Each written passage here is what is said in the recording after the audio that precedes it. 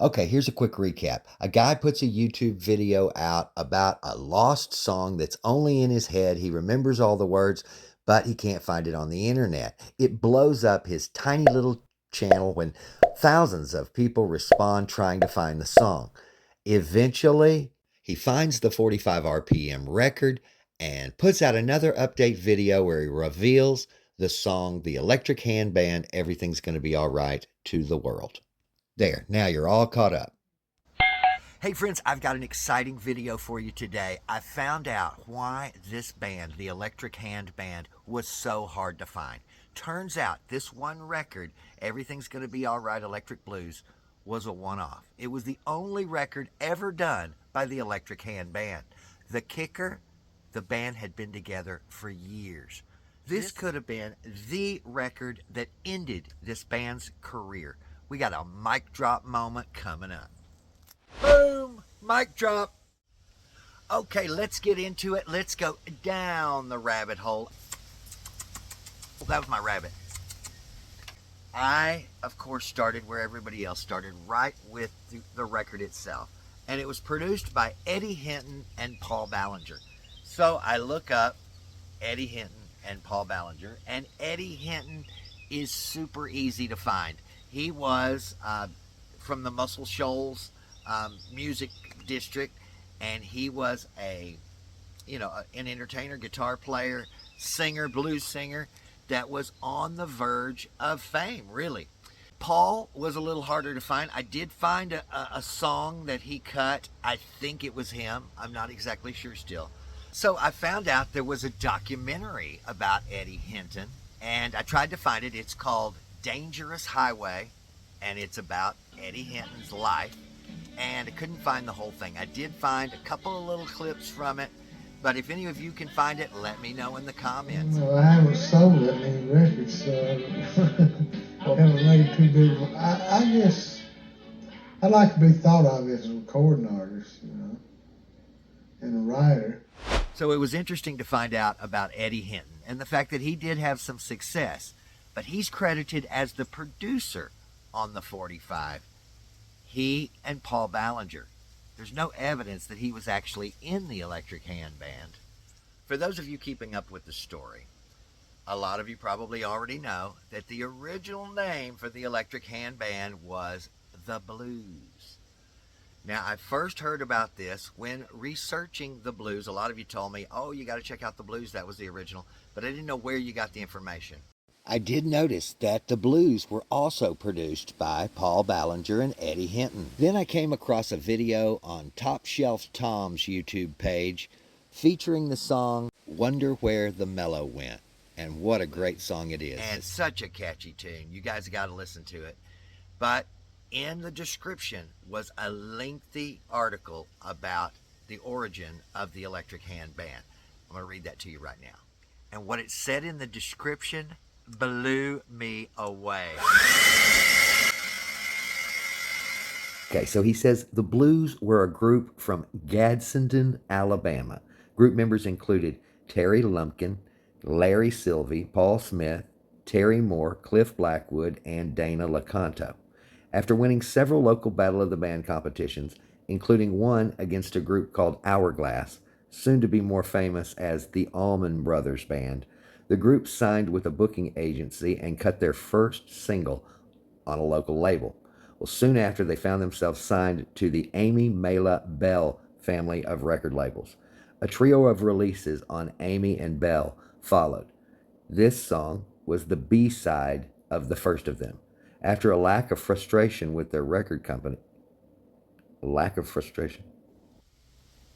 Wouldn't a lack of frustration mean very little? Who am I to judge? Anyway, promoting their recordings, they put out their next release under a group named The Colors on a label Chips Mormon set up specifically for them, Blue Seal Records. When this failed to chart, the group found themselves signed with Diamond Records in New York City, who were on the verge of being sold to Sertron Corporation. They had one fantastic single issued on the Diamond before the label folded.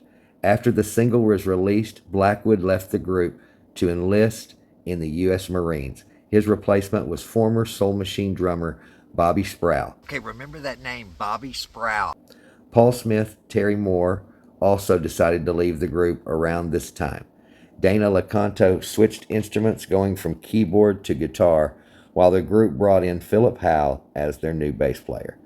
Their contract was sold to Sertron, who issued one further record, Electric Blues, under the group name the Electric Hand Band, which infuriated the group members.